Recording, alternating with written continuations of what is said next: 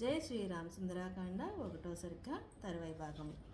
ఓ కపిశ్రేష్ఠ, మాకు సద్గుణాల కారణంగా నీతో ఏర్పడిన ఇచ్చి పుచ్చుకునే సత్సంబంధం ఒకటి లేకపోలేదు. అది ముల్లోకాలలోనూ ప్రసిద్ధమైనది.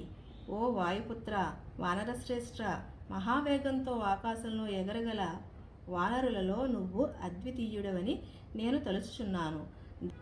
ధర్మం తెలుసుకొనేంచిన వారు, తెలిసిన వారు కూడా వచ్చిన అతిథిని అతడు సామాన్యుడే అయినప్పటికీ పూజించాలి.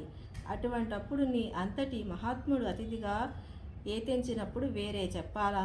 ఓ వానరశ్రేష్ఠ, నువ్వు మహాత్ముడు, దేవతలలో శ్రేష్ఠుడు అయిన వాయుదేవుని కుమారుడు, వేగంలో ఆయనకు దీటైన వాడవు. ఓ ధర్మజుడా, నిన్ను పూజిస్తే నీ తండ్రి అయిన వాయుదేవుణ్ణే పూజించినట్లవుతుంది. కాబట్టే నాకు నువ్వు పూజనీయుడువు. ఇందుకు మరో కారణం కూడా ఉంది, చెబుతాను విను.